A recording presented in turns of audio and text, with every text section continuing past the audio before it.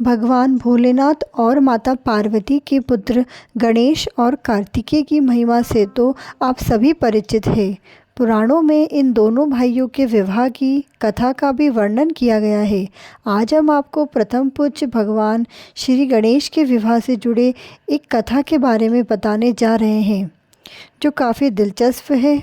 दरअसल गणेश जी जब युवावस्था में आए तो उन्होंने यहाँ प्रण लिया कि वह जीवन भर ब्रह्मचर्य का पालन करेंगे, अर्थात वह कभी विवाह के बंधन में नहीं बंधेंगे। लेकिन काफ़ी समय तक गणेश जी की प्रतिज्ञा के बारे में उनके माता पिता यानी शिवजी और माता पार्वती को जानकारी नहीं थी। ऐसे में एक दिन दोनों आपस में बातें कर रहे थे। स्वामी, हमारे पुत्र कार्तिकेय का विवाह तो हो गया, लेकिन गणेश भी तो विवाह योग्य हो चुका है। क्या आपको उसके विवाह की चिंता नहीं हो रही है? देवी, यह आप कैसी बातें कर रही हैं? भला मुझे अपने पुत्र के विवाह की चिंता कैसे नहीं होगी? ऐसा करते हैं, उसे बुलाते हैं और इस विषय में बात करते हैं। इसके बाद उन्होंने वहाँ गणेश जी का आह्वान किया और तुरंत ही वहाँ प्रकट हो गए। राम पिताश्री, हम तुम्हारे विवाह के बारे में तुमसे बात करना चाहते हैं। लेकिन माता, मैंने तो प्रतिज्ञा ली है कि मैं जीवन भर विवाह नहीं करूँगा। लेकिन पुत्र, इसकी क्या आवश्यकता है? माता पार्वती ने गणेश जी को विवाह के लिए बहुत समझाया, लेकिन वह इस बात के लिए तैयार नहीं हुए। कुछ दिनों के बाद वो एक जंगल में जाकर तपस्या में लीन हो गए। ओम नमः शिवाय। इसी दौरान देवी तुलसी उस रास्ते से गुजर रही होती हैं। उनकी नज़र भगवान गणेश पर पड़ती है, जिनके अनोखे रूप को देखकर वहाँ काफ़ी प्रभावित हो जाती है और ही मन उन्हें पसंद करने लगती हैं। लेकिन गणेश जी तो ध्यान लीन थे। ऐसे में देवी तुलसी उनकी तपस्या भंग करने लगती है। थोड़ी देर में गणेश जी का ध्यान टूट जाता है, जिसकी वजह से उन्हें क्रोध आ जाता है और भगवान गणेश कहते हैं, देवी आप कौन हैं? आपकी वजह से मेरा ध्यान भंग हुआ है। क्या आपको इस बात का भय नहीं है कि मैं आपको श्राप दे सकता हूँ? मुझे क्षमा करे देव, और मैं धर्मध्वज की पुत्री तुलसी हूँ। इधर से गुजर रही थी, लेकिन आपके इस अद्भुत रूप को देखकर मैं काफ़ी प्रभावित हो गई और आपके ध्यान को भंग किए बिना नहीं रह पाई। दरअसल अपने विवाह के योग्य वर की तलाश कर रही हूँ, लेकिन आपको देखने के बाद ऐसा लगता है कि मेरी तलाश पूरी हुई। अर्थात आप कहना क्या चाहती हैं? मैं आपसे विवाह करना चाहती हूँ।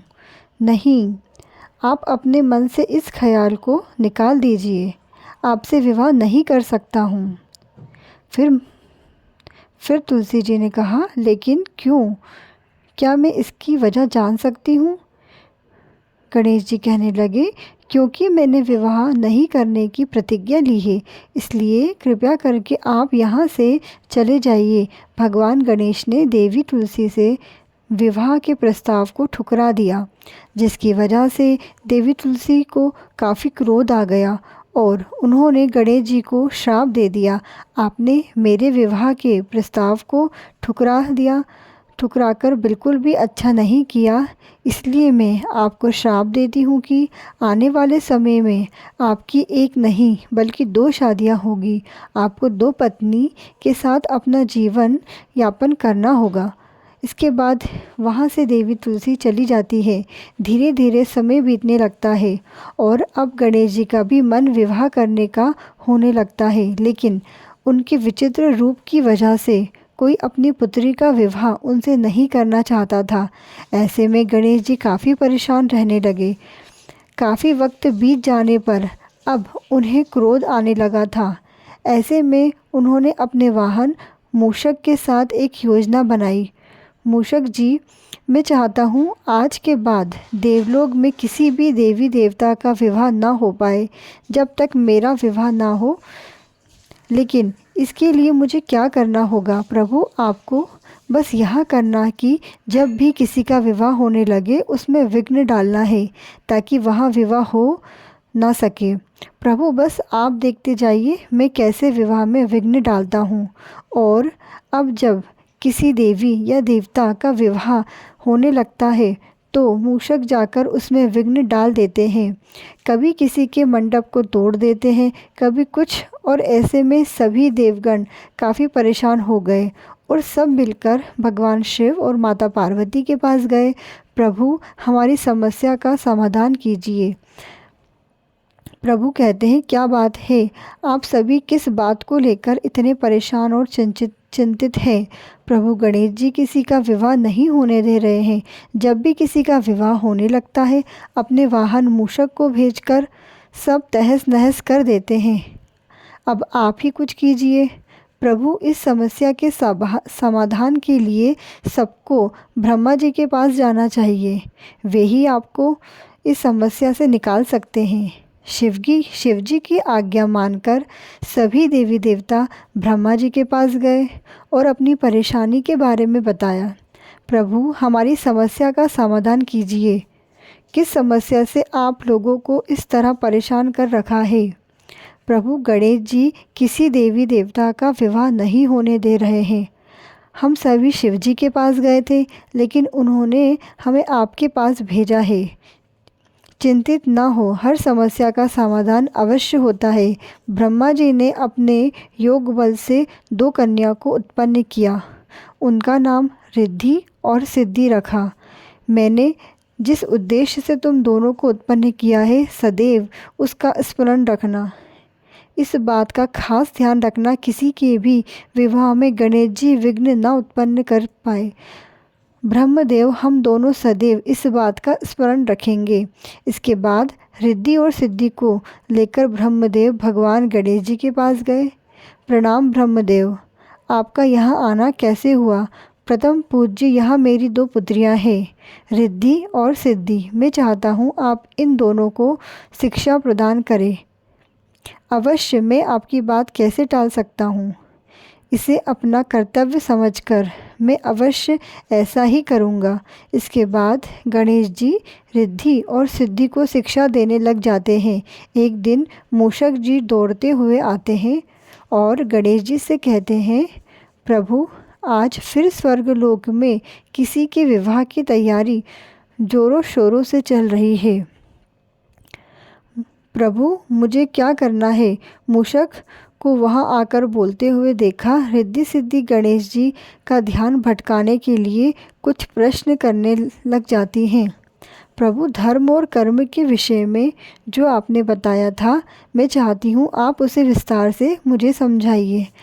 रिद्धि सिद्धि को शिक्षा देने में इतने व्यस्त रहते हैं कि वह मूषक जी की बातों को सुन ही नहीं पाते। और यहाँ क्या, प्रभु तो मेरी ध्यान ही नहीं दे रहे हैं। मूषक जी सोचने लगे कि प्रभु तो मेरी बात पर ध्यान ही नहीं दे रहे हैं। अब मैं इनकी आज्ञा के बिना कैसे कुछ करूं? इसके बाद मूषक जी किसी और कार्य में व्यस्त हो जाते हैं। इसी तरह समय बीतता गया और देवलोक में विवाह होते रहे। कुछ दिनों पश्चात एक दिन जब गणेश जी का ध्यान मूषक जी पर जाता है तो वह आराम से लड्डू खा रहे होते हैं। अरे मूषक जी, यहाँ क्या है? आप आराम से लड्डू खा रहे हो। जो मैंने आपको कार्य सौंपा था उसका क्या? प्रभु वही बताने के लिए तो मैं आपके पास आया था, लेकिन आप तो इतने व्यस्त रहते हैं कि मेरी बातें सुनते ही नहीं। मैं भला आपकी आज्ञा के बिना कैसे कुछ कर सकता हूँ? प्रभु हाँ, लेकिन ऐसा कैसे? प्रभु जब कभी भी मैं आपके पास किसी विवाह की सूचना देने जाता तो रिद्धि सिद्धि आपका ध्यान भटका देती, जिससे आप मेरी ओर ध्यान ही नहीं देते। ऐसे में बिना किसी विघ्न के देवी देवताओं के विवाह संपन्न होते रहे। गणेश जी ने जब गौर फरमाया तो उन्हें भी रिद्धि सिद्धि की चालाकी का आभास हो गया। ऐसे में काफ़ी क्रोधित हो गए। उधर जब रिद्धि सिद्धि को गणेश जी के क्रोध के बारे में जानकारी हुई तो वो ब्रह्मा जी के पास गई। प्रभु हमारी रक्षा कीजिए। गणेश जी को हमारे बारे में सारी जानकारी हो गई है, अतः वो काफ़ी क्रोधित है। तुम दोनों चिंता मत करो, इस परेशानी का हल मेरे पास है। इसके बाद ब्रह्मा जी रिद्धि सिद्धि को साथ लेकर गणेश जी के पास जाते हैं। अपने क्रोध को शांत कीजिए गणेश जी, मैं आपके पास अपनी दोनों पुत्रियां रिद्धि और सिद्धि के विवाह का प्रस्ताव लेकर आया हूँ, कृपया करके इसे स्वीकार करें। तब ब्रह्मा जी के इस प्रस्ताव को भगवान गणेश ने स्वीकार कर लिया, जिसके बाद रिद्धि और सिद्धि के साथ उनका विवाह संपन्न हुआ। इस तरह देवी तुलसी का दिया हुआ श्राप सच साबित हो गया। विवाह के बाद दोनों पत्नियां से गणेश जी के 2 पुत्र शुभ और लाभ हुए और एक पुत्री संतोषी का भी जन्म हुआ। दोस्तों, आपको यह कहानी कैसी लगी कमेंट करके ज़रूर बताएं। इसीलिए भगवान श्री गणेश को तुलसी जी से भोग नहीं लगाया जाता है। इस प्रकार की और कहानी सुनने के लिए श्रीजी चैनल को सब्सक्राइब करें। यह कथा सुनने के लिए धन्यवाद। राधे राधे।